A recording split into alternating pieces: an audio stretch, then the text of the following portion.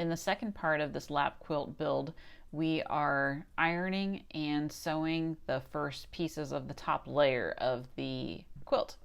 Welcome to Curiosity Kitten, where I make videos attempting to demystify making. Arts, crafts, baking, and making in general. I do this by showing projects, including the setbacks, mistakes, and experimentation. Making things is not a perfect process. Errors will be made, but learning from the mistake and finding a solution is part of the fun.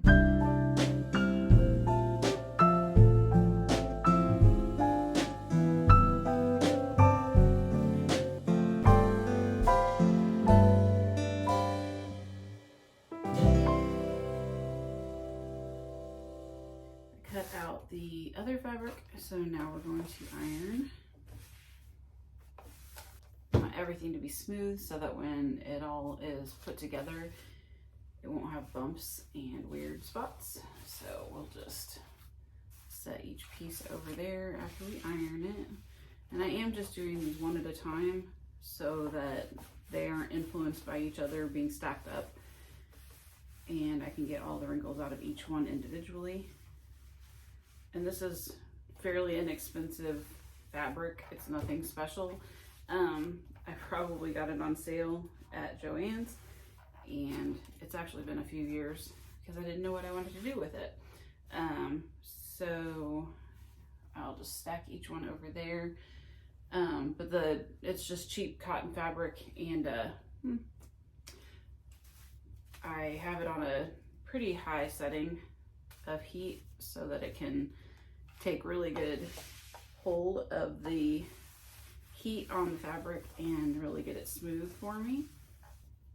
And we will use our iron quite a bit as we sew. When we get two pieces together, we'll flatten the seams so that they lay flat in the final quilt. Totally channeling my 7th grade Stephanie in we had to make a pillow where we put 4 pieces together, and we got counted off for each millimeter that our seams were not aligned in the center. So I'll try to do my best to get those aligned properly. But I do remember ironing quite a bit while making that. So I cut out 8 triangles to make the 4 quadrants of the pinwheel. And then I have a filler fabric for any extra pieces that we may need. I don't know that we'll need any extra pieces, and then I'm going to put binding around the outside in an accent color. And when we pick our thread for sewing and then for the quilting portion, we're going to pick a color of thread that matches the accent color, which is this. If you haven't ironed before, just make sure that you keep the iron moving. The irons have a guide on them for the most part, and they let you know, like, if you're using linen or cotton, it needs to be at a higher temperature because it really is a fiber that's locked together really well, and so it needs the extra heat to kind of loosen itself. And then things like, I'm looking at mine, acrylic or acetate, nylon, polyester, those kinds of things, or even a cotton blend that has polyester and cotton or some other thing in cotton mixed together. You'll want a lesser temperature, a lower temperature, because you don't want those items to melt. Cotton won't melt, it will just burn. So make sure you don't have the heat up too high and cause damage to the piece you're working on, or the garment if you're ironing your own clothing. So those are our 8 pieces. Set that aside, because like I said, we will need it. So as we iron, or as we sew, we will come back to the iron. So I have just left it on, but it's not anywhere close to anything over here on the side. The batting and everything is a couple inches away from it, so it'll feel the heat, but it won't be really affected by it. Let's lay out what our pattern is going to look like.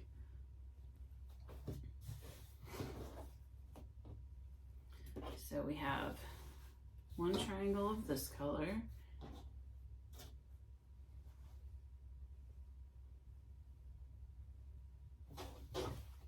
one triangle of this color.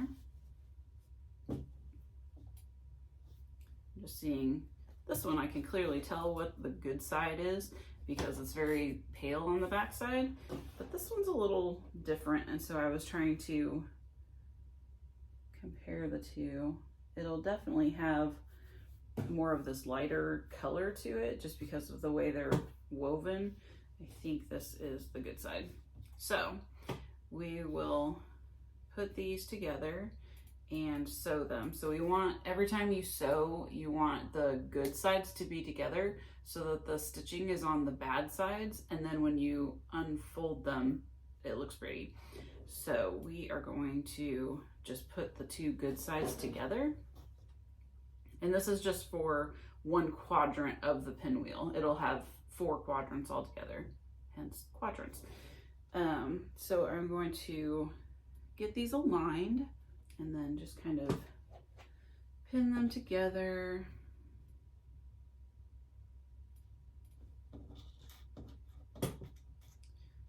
You just want the pins to hold the pieces together. If you're working with a flat piece of fabric that's kind of wide, you don't have to do a lot of pinning. You just want everything to kind of stay aligned and held together while you're sewing. It's when you're working on like tight pieces, like a stuffed animal or something like that, where there are a lot of folds and curves and everything, that you may need to use more pins. But for here, we're just going to use a few across the line that we're going to sew. They don't have to be perfectly aligned or anything. Just make sure that they're not crimping anything. And we'll put that together. I'll go ahead and pin the other pieces together. So before we sew, we need to pick a color of thread that matches our accent fabric. So we will, quit saying so. I have a couple of different places that I have thread. I don't think any of these are what I'm looking for. This one is extremely close, so as we can see, those tones look very promising. So I'll set that one aside, and then we'll look through the rest. So nothing else on this side, and this has 2 sides to it. So changeable. And then we'll open this up. And this one has that maroon color to it, and that's it. So then we'll look at this, and that's too bright, too much red to it. So we're gonna stick with the original one, which is this one.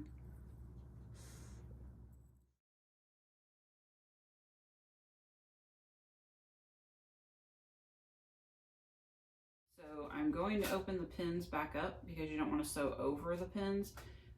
So as you pull them out, or as you get to them, you need to pull them out. So I have my little pin case open.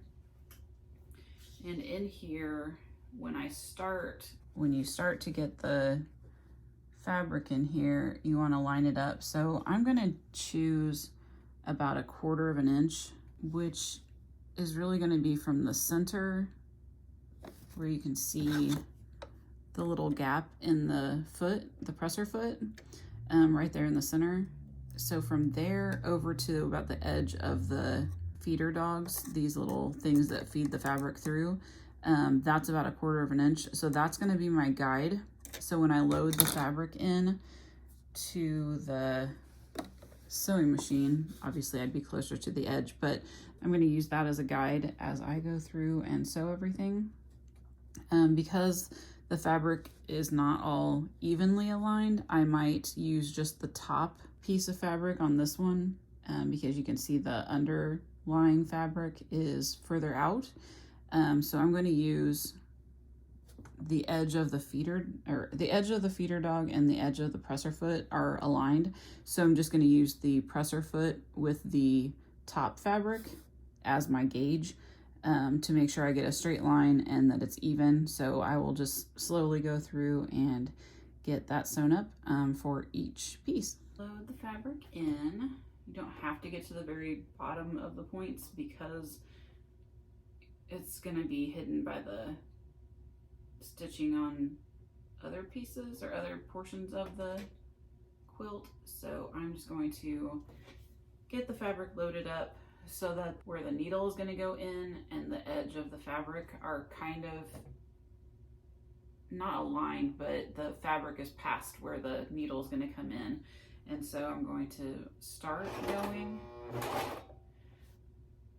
I don't have this on the right stitching. I still have this on a zigzag, which I don't want. So I'm going to put it back on just a straight inline stitch.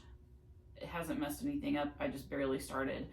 I am going to get this going and then reverse it to actually kind of lock the pieces together. What I've read is that for quilting, you don't have to do that because after you put everything together, you're going to sew a pattern that will kind of lock everything together more solidly. But I'm just used to sewing pieces where you need to put it in reverse to kind of lock everything together at the very beginning. So that's what I've done. I didn't go overboard. I just did a couple of stitches backward just to kind of lock everything together, making sure that my fabric is aligned with that presser foot. So as I go forward, and I'll keep the excess threads out to the side. And I'm coming up to a pin, so I'm going to take the pin out, put that in my little bucket.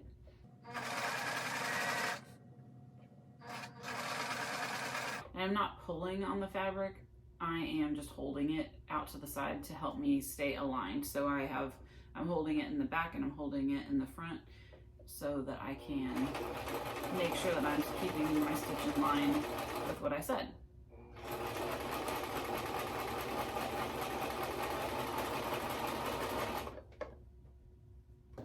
Make sure that the excess fabric over on the side doesn't twist in and get sewn into the pattern.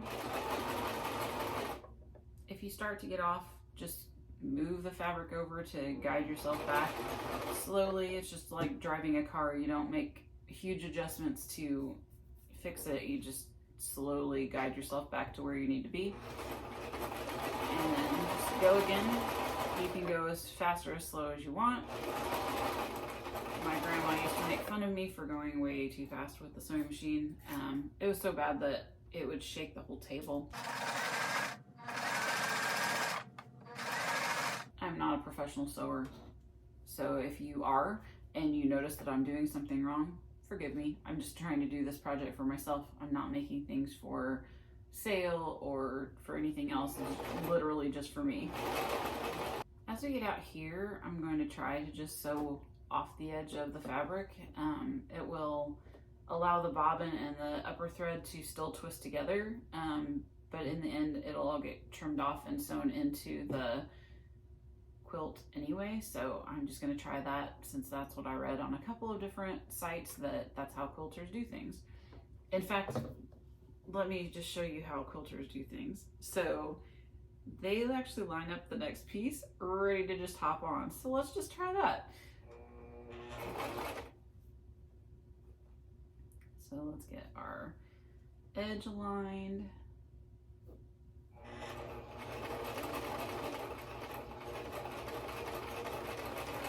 And that has just been fed in. So let's just see how this goes. I feel fancy. So as you can see, the piece that came out before is held with this little chain of thread from the where I just sewed off the edge and the bobbin and the upper thread mixed together and carry on.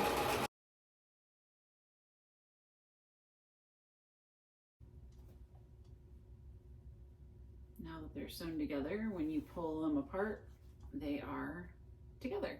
If you liked this video, please hit the thumbs up. If you'd like to see more videos in the future, please hit the subscribe button. And if you'd like announcements of when a new video is available, ring the little bell. Your support is greatly appreciated, and I hope to see you next time on Curiosity Kitten, where I demystify making.